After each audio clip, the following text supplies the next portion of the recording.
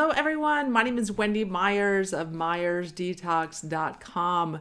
Thank you for joining the Myers Detox podcast today, where we talk all about toxins and tips and tricks on detoxing, reducing toxin ingestion, and all kinds of ways to detox your body and your home.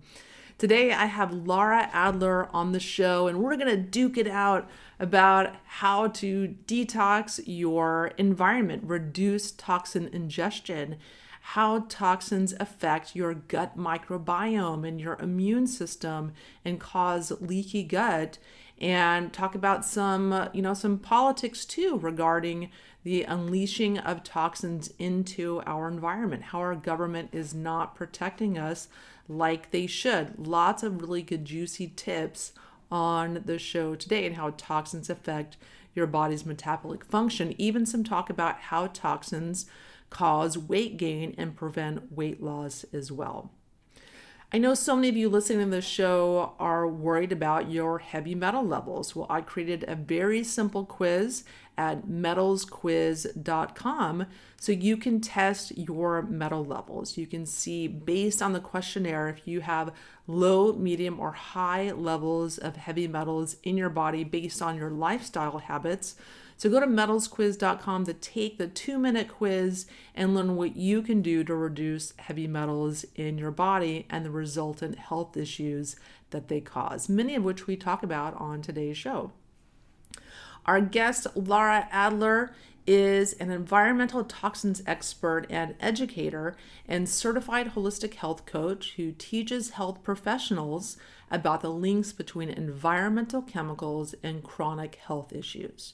She teaches everything from weight gain and diabetes to thyroid disease and infertility so they can better support their clients and patients.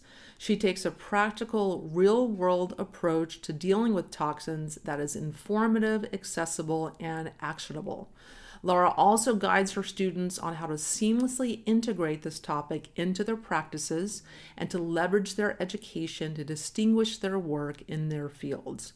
She's taught thousands of allied health professionals like health coaches, nutritionists, acupuncturists, chiropractors, and women's health experts from more than 20 countries around the world in her online courses.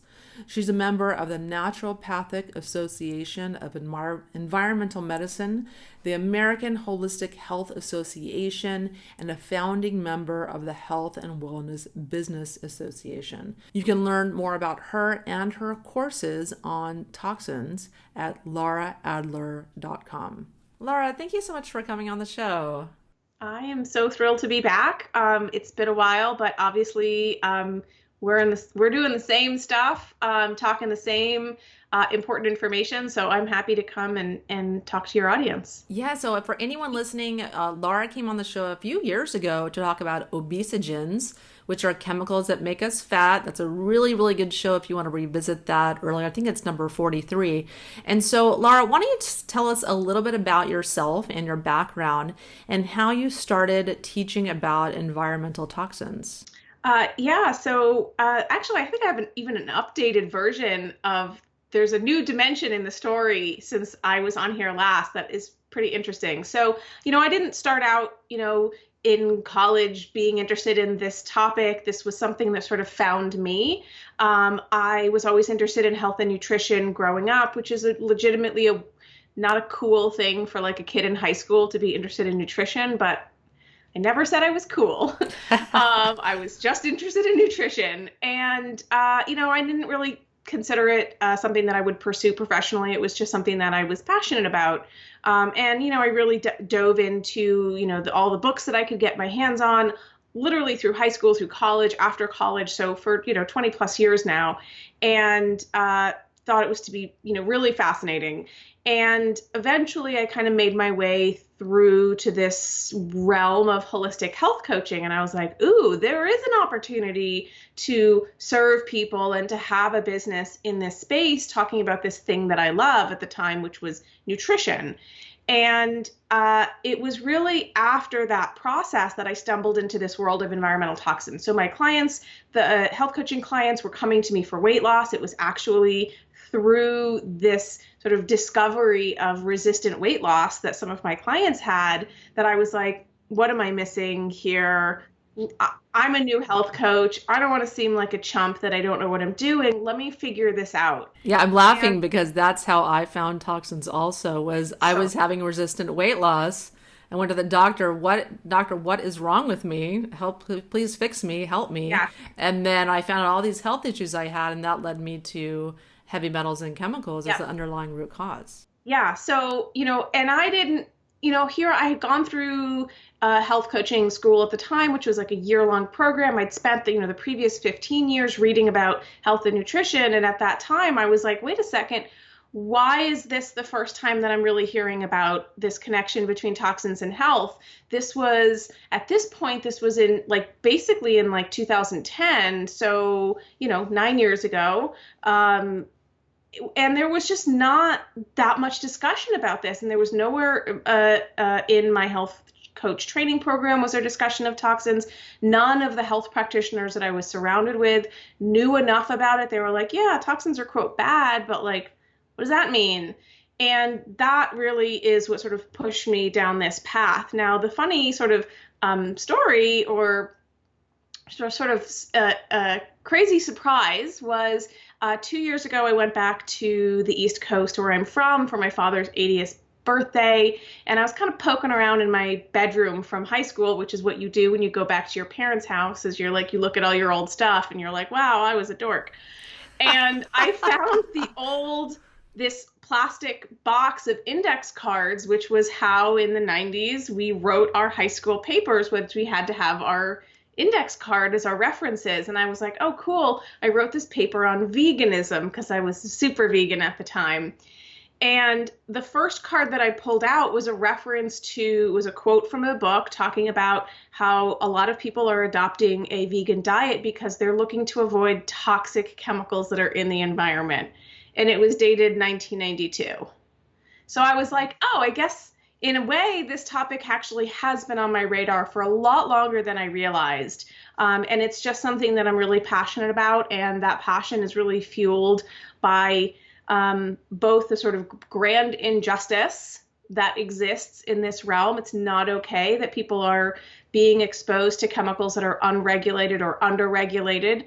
And from a professional standpoint, I really think it's not okay for health professionals to be not addressing this piece of the puzzle. It's at this stage in the game, it's a non-negotiable. Dr. Joseph Pizzorno is one of the, I think he's the founder or one of the founders of Bastyr University, says that toxicity is the primary driver of disease. Yes, the number one primary It's driver. the number one driver of disease. And so I just think it's the elephant in the room. It's the biggest missing piece of the puzzle. There's a dozen ways we can say it, but it's just such an important topic. And I'm thrilled that within the short amount of time that I've been doing this, there's people who've dedicated, their whole life to doing research in this field. But, in the 9-10 years that I've been in this space, the landscape around the conversation around toxins has completely changed. You know that because you've been witness to this conversation evolving first from your own experience with mercury toxicity, and now everyone's talking about toxins and detox. So it's that's the silver lining to this big dark toxins cloud, is that Yes. awareness is really increasing, and that's key. Yeah, and I loved what you said about that it's really irresponsible if you are in the medical field, you're working with patients, and you're not looking at toxins or heavy metals and chemicals as an underlying contributing factor to Yeah. people's symptoms and diagnoses. I absolutely agree with you. It's totally irresponsible because we know that these metals and chemicals act on every different component of our metabolic functioning in our body. Yeah. And, I recognize that within certain types of medical professions, specifically ones that are still within the traditional insurance model, they just don't have the time to go there But, really the allied health practitioner, the holistic practitioner, any type of practitioner who's really has the ability, either through the design of their program or practice or through other people supporting people in their practice, like health coaches, like nutritionists, like lifestyle consultants, that can help take the hand of the client or patient and really guide them on making these really necessary lifestyle changes to reduce our exposures. I think that a lot of people still kind of lean heavy on the whole concept of like, oh, well, our body detoxes on its own naturally. Like, we don't need any of that detox stuff. Like, I think that might have been the case like 80 or 100 years ago. But 80 or 100 years ago, we didn't have the kind of synthetic chemical exposures that we have right now. We don't have people that had, 98% of people with glyphosate or 93% of people with BPA metabolites. Like, those things didn't exist. And so, it's kind of silly to think that our physiological capabilities to handle these toxicants, these chemicals, would have changed in that period of time. So they haven't.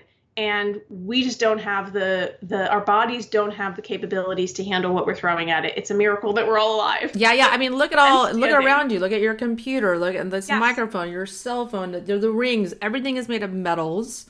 And there's so many chemicals being unleashed into our parks and in our food and into the air. And these things get into our bodies. They're being unleashed into the environment, drudged up as the metals from mining sites, and then get into the atmosphere at unprecedented levels. And so these toxins get into our body in the air, food, and water. So, more and more people are becoming aware of and starting to pay more attention to environmental chemicals.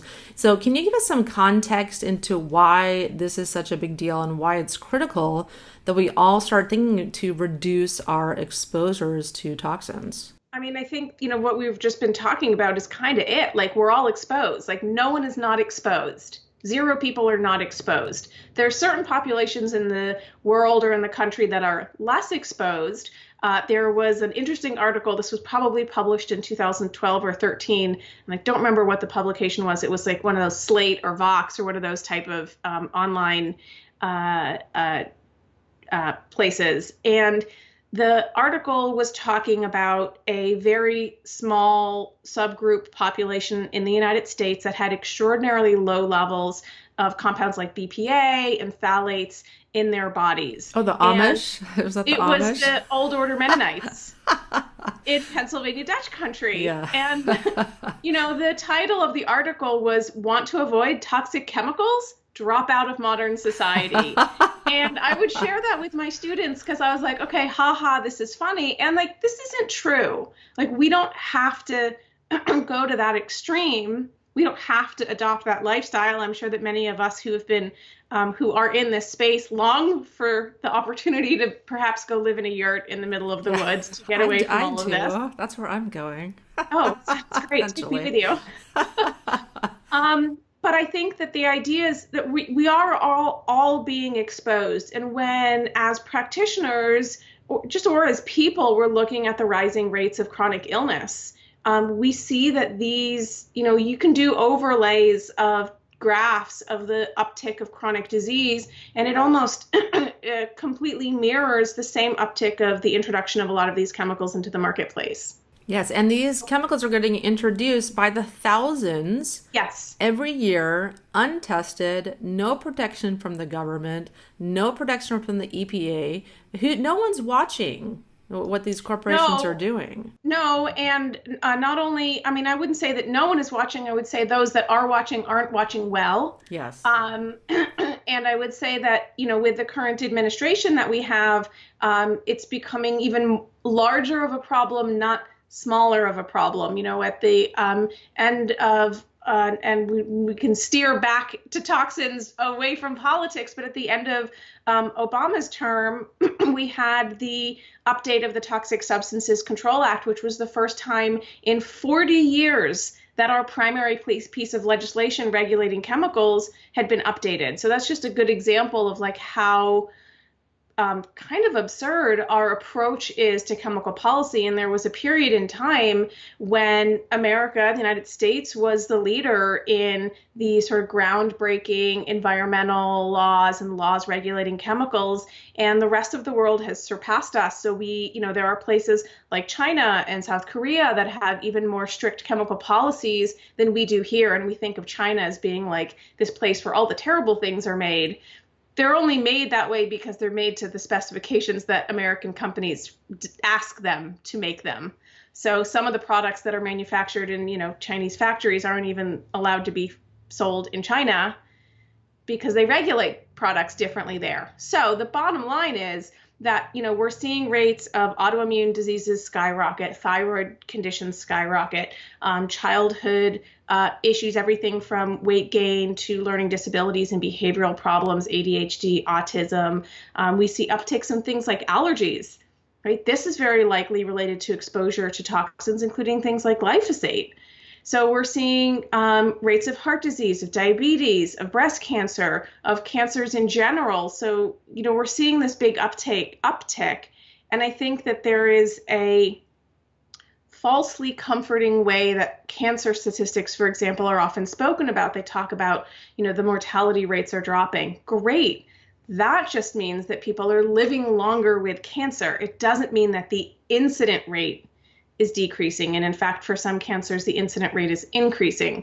So the reality is that it doesn't matter what kind of chronic health issue somebody has, whether it's eczema or an autoimmune condition, which is an autoimmune condition, or infertility or Alzheimer's or any kind of neurodegenerative problem, there is a component of this that is linked to environmental toxins. So we can't hope to treat or address or heal from these issues if we're not addressing these exposures that we're getting every single day. So for me, like I was saying earlier, it's a non-negotiable. And I just think that, we're all exposed every single day. And,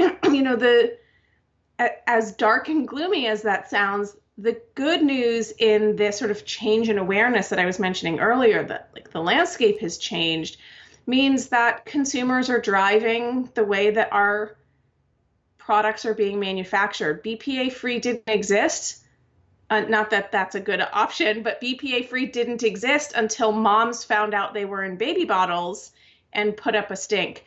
10 years ago, you couldn't find natural skincare products that didn't cost a fortune, that weren't buried in the back of some like crunchy, dusty health food store. Whole Foods wouldn't be everywhere. So there's this big sort of global trend where people are demanding more transparency in the products that they're using. And so it's this convergence of we're fed up with being sick, and we're starting to take a closer look at what's in our environment and what we're finding we're not happy with. And so we're demanding change. And I think this sort of cauldron of activity is really exciting because it means that things aren't going to stay this way. Yes, and we can't really control so much about what corporations are unleashing into the environment, but we can control what we put in our mouth, what we put in our body, what we're spraying around our house and spraying in our yard.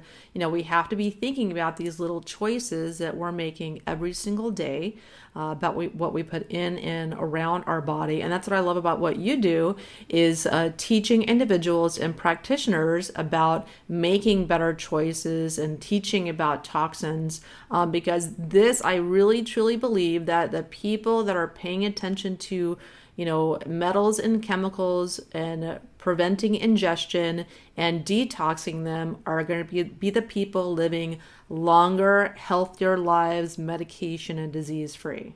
Yeah, completely. And I think that, the key here is that we start with avoidance.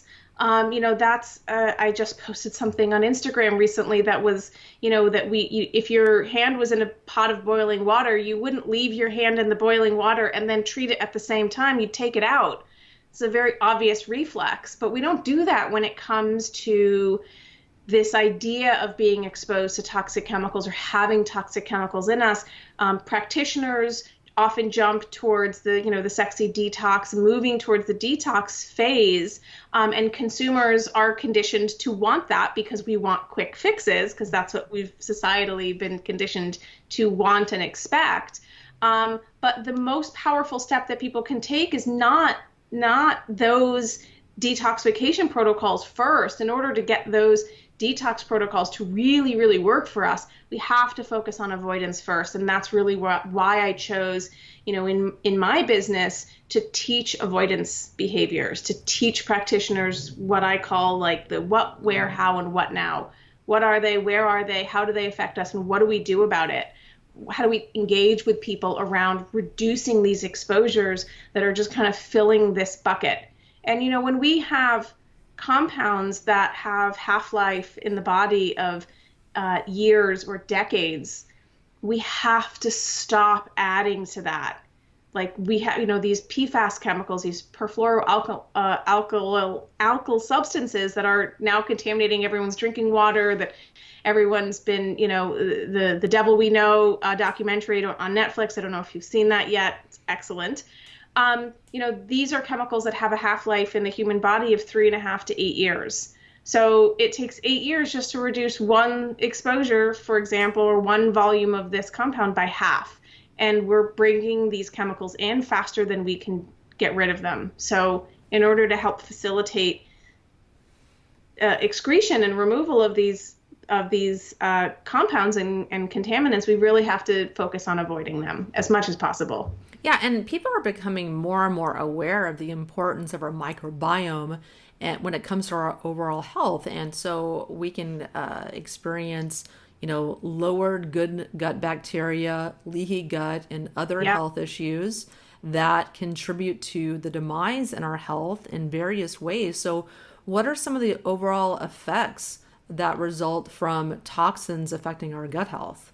Well, I think the another way to ask that question is what aren't, what isn't, like what isn't, because it's easier to list the things that aren't. But, when we look at things that result from a gut dysbiosis, it's everything from, hormone imbalance, insulin resistance, metabolic issues, that's weight gain, diabetes and obesity, autoimmune conditions, endometriosis, infertility, fibroids, PCOS. Then you've got neurodegenerative diseases like Alzheimer's and Parkinson's, things like heart disease, allergies, asthma, learning disabilities. The big ones, anxiety, depression, brain fog, and chronic fatigue, cancer, of course.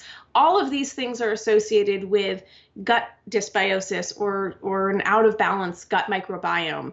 And all of those things are also linked to exposures to environmental chemicals. There's a lot of overlap with the topic of chemicals and gut health. And there's actually this really interesting bidirectional relationship where toxins, in essence, can interfere with our ability to break down other compounds in the gut. And those, so we've got toxins affecting gut, and then the gut whatever is the profile of the gut bacteria in our microbiome can actually determine the toxicity of compounds that we're exposed to. So two people can be exposed to the same compound, and because of that gut bacteria difference, one person might be more highly affected by that same exposure because of the way the gut microbiome has altered the body's ability to handle that chemical. So we can't just look at the health of the gut, and we can't just look at toxins. We have to really look at them in tandem because they are very, very directly linked in the way that they behave. So we know that a lot of the environmental chemicals that we're exposed to, glyphosate, for example, arsenic, act as antibiotics in the gut. So they wipe out our gut bacteria. But there's also been research that shows that arsenic-exposed rats had a decreased ability to detox arsenic. So the exposure actually interferes with your body's ability to eliminate this very same chemical. Yes, yeah, and that's a very good point because people don't realize that the more toxic you become, the less ability you have to get rid of these toxins, because like mercury will poison enzymes that detox arsenic. Mercury is a big, big factor in preventing detox of other metals. Yep. Your liver gets congested, your other detox pathways become messed up in various ways. And so the more this time goes on and you're not doing something to, drain the bathtub, so to speak, or detox your body, the less and less ability you have to detox. Yeah, and I think what's interesting to me when I was going back and kind of looking at the research on this is that this is not all new information. So there was a 1980 research study on rodents that found that rodents that had been dosed with antibiotics had significantly more mercury in their body tissues, including the brain, the liver, blood, skeletal muscle. And they excreted less than rats that were not exposed to the antibiotics. So that's another example of what we were just talking about. But that research goes back to 1980, before this explosion about, gut microbiome and all of that. So it's just going to show that we've kind of been on this discovery path for a while. We've come to this head with this, explosion of research in the area around gut health that's been happening in tandem with this explosion in research in environmental health. And I think they're now just starting to really pay attention to the overlap, which I think is so important. And so, when it comes to the gut microbiome, I know that, obviously we want to be, optimizing our nutrition. We want to be making sure that we're having pre and probiotics, but that's not enough if we're not also addressing the toxic exposures that we're getting every day. Yes, yeah, it's not enough to just take a probiotic. So what are some of the examples? You mentioned a couple of toxins that we're exposed to that dramatically impact our gut health and even promote leaky gut. Yeah, so glyphosate is like numero one here because we're all exposed to glyphosate to some degree. And like I said, glyphosate acts as an antibiotic in the body and disrupts the microbiome in the same way that an antibiotic would, and it can actually lead to the depletion of glutathione in the body. Glutathione is our primo superstar detox enzyme. And so if we're being exposed to compounds that are depleting our glutathione levels, that in and of itself can explain part of why we're having a harder time, quote unquote, detoxing and clearing these chemicals out of the body. So glyphosate is certainly one of them. Chlorpyrifos, which is one of the most widely used herbicides. 93% of people tested by the CDC have metabolites of this pesticides in their urine. Another example that we are all exposed. And there's been research that shows that low dose exposures, similar to what we would be getting in a normal exposure scenario, either through residues on food or in drinking water, because this herbicide is often found in drinking water, that chronic low dose exposure in some rodent studies have found that there's a decrease in the good type of beneficial bacteria that we need in our guts, and an increase in inflammation and gut permeability. So that right there might be, if we're having 93% of people that are being regularly exposed to this compound, this one single compound that can cause intestinal permeability.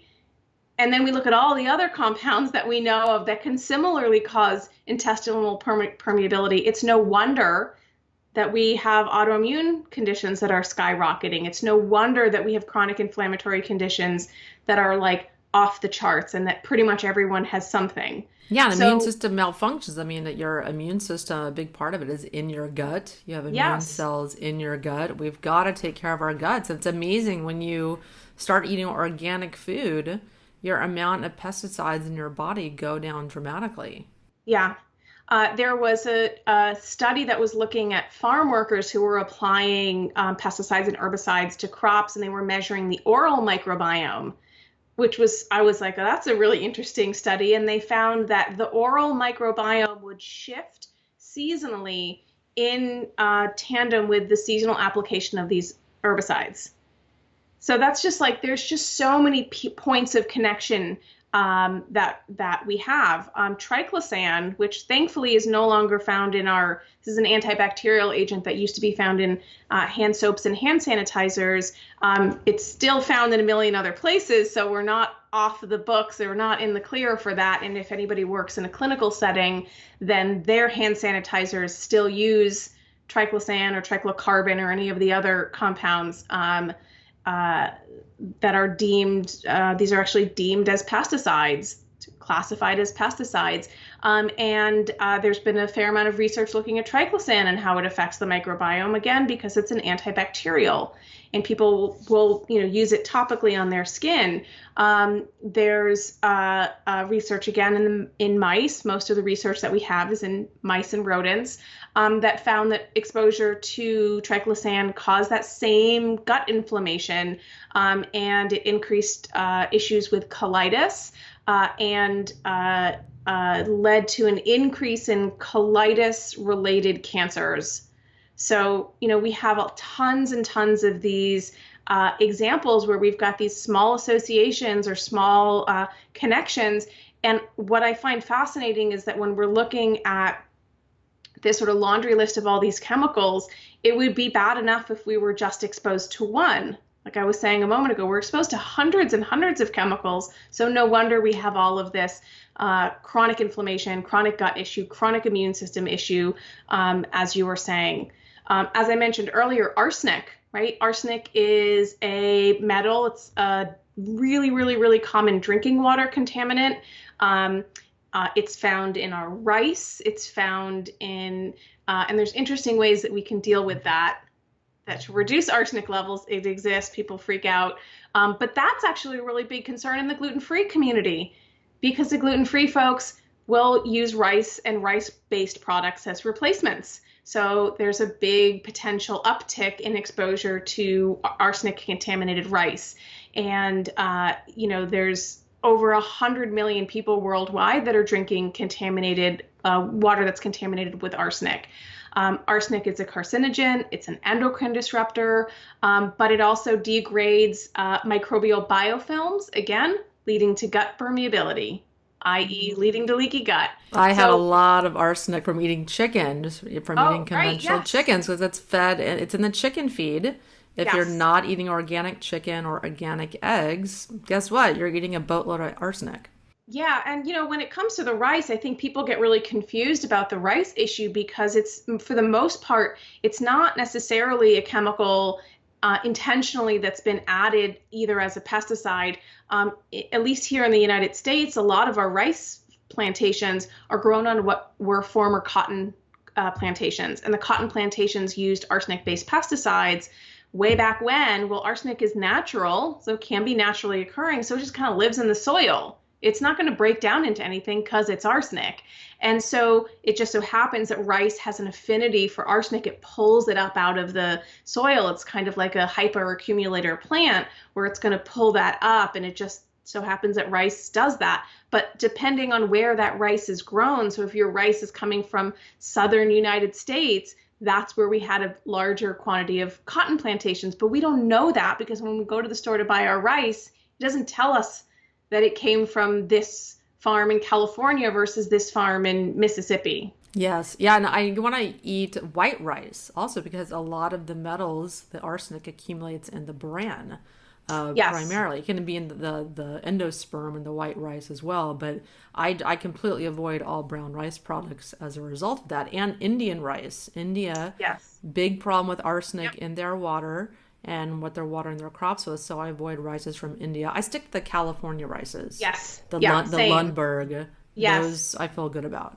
And the other thing, that's interesting about, what's happening in India, actually Bangladesh has a bigger problem than India specifically, but they have some of the worst arsenic contamination in their groundwater ever. And it came out of this humanitarian effort in the 80s to try to dig these deeper wells for the people in Bangladesh who didn't have access to clean water. And all we did was tap into that groundwater where there happens to be, from a geography standpoint, a higher amount of arsenic in the substrate in that, deep area where they were drilling wells. So, we came in to try to solve one problem and just created a bigger problem for them. But it is a significant health issue that has an enormous toll on human life out there in Bangladesh. But we're not devoid of that problem here. Yeah, and a really interesting arsenic fact I think everyone would be really interested in knowing, because I know I was that arsenic will poison enzymes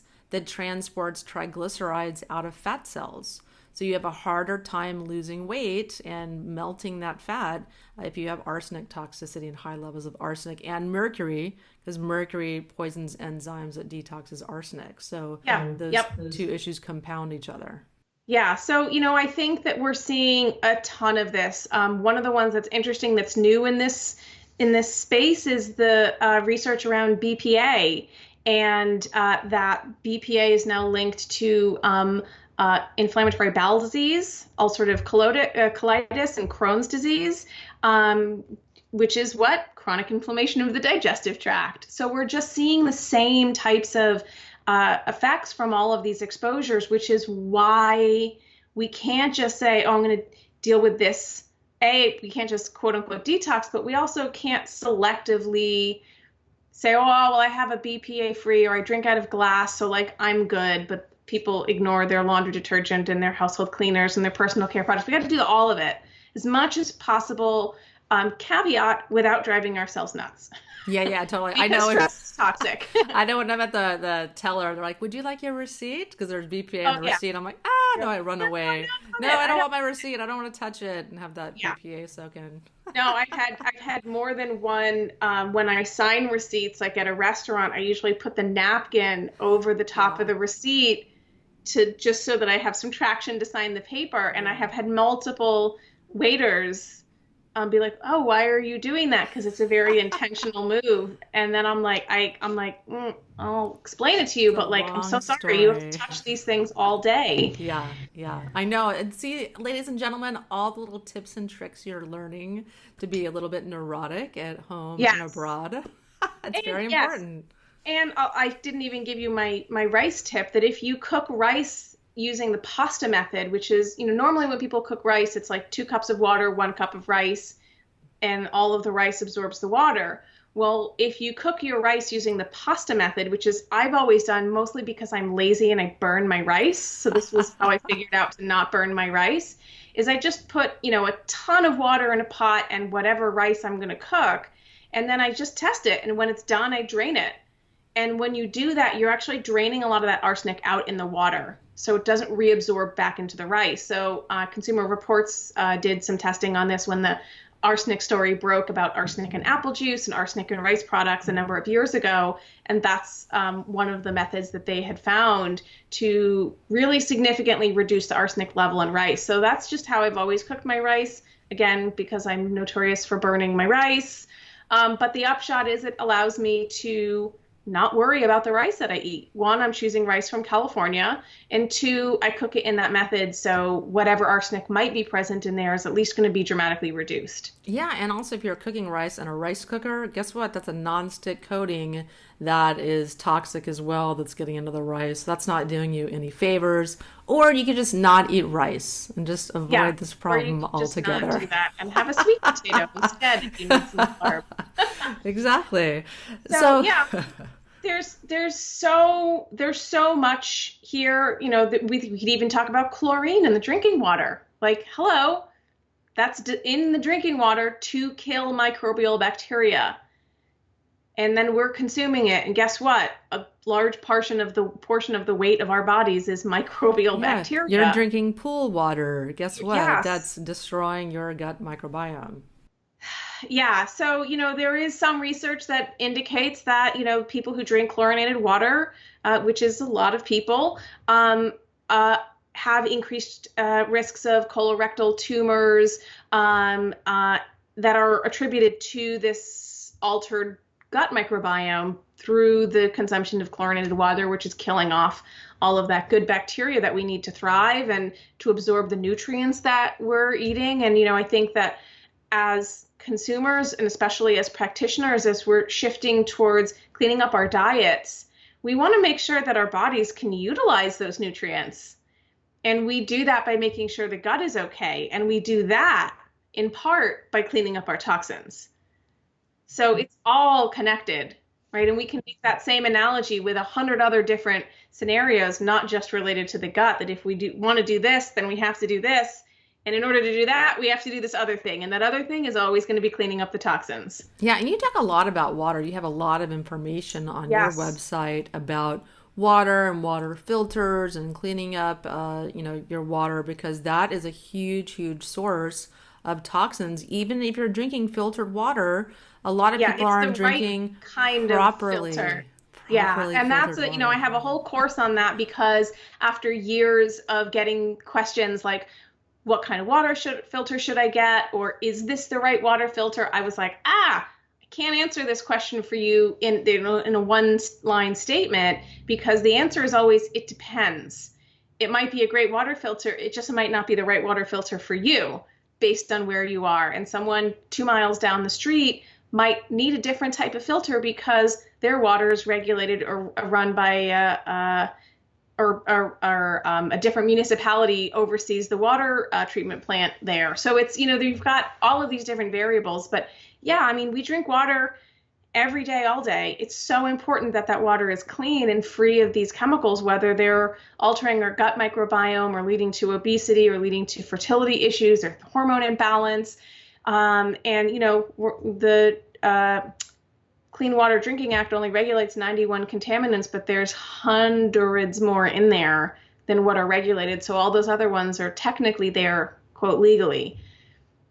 Yeah, it's funny. So, I saw Erin Brockovich, who's a big, oh yeah, water safety advocate, hawking a water filter system. That's so awesome.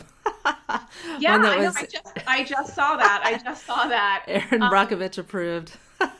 Hey, and if that's, she knows her stuff more than most, Yeah. especially when it comes to water, because she's spent her career fighting for clean water.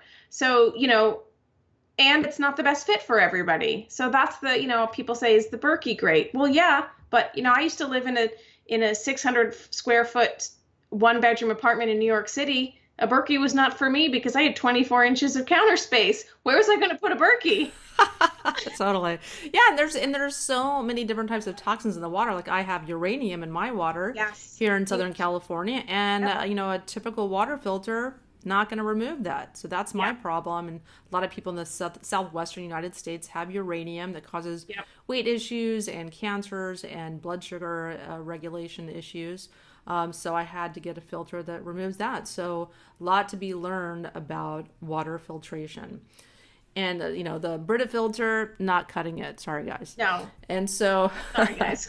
so where can we learn more about your work and all the so many courses that you have related to toxins and reducing your exposure? Where can we find you?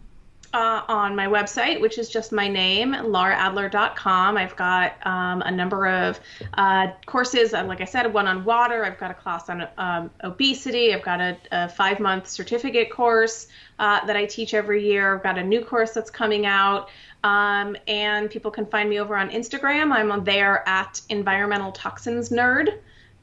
Which is my handle on Instagram. And people can come say hi. And, for practitioners that are listening, whether it's through my courses or anybody else's, like get fluent in this conversation, get fluent and comfortable and confident and articulate in communicating about these issues to the people that you serve, because I think it's so important. And it's like the rising tide lifts all boats idea here is that when we have this mass of people that are aware of what's happening in our environment and that are starting to make different choices at the retail level, consumers have tremendous buying power, and we have the ability to completely shift the marketplace. So the more people that we can get out there making changes, the faster that this change will spread to people who maybe don't know about it or can't necessarily afford to be making all of these changes. And I think that's important too, because this issue around toxins is not just a health issue, it's a class issue, it's a social justice issue, it's a race issue. There's so many different layers to this topic, and I'm a big fan of just get it out there, start talking about it, get people to start making changes. This is the work that you do every day, Wendy, so I tip my hat to you for doing this. And I'm sad that it took your own health challenge to bring you here, but the upshot is that you get to help all of the thousands of people that follow you and listen to your podcast and who are just part of your community. So you're part of this rising tide. And I'm grateful for the work that you do. So Yes, and you too. I mean, I love talking toxins just like you do. It's such an important thing to be talking about because, like we've said, all these different metals and toxins affect every different metabolic function in our body.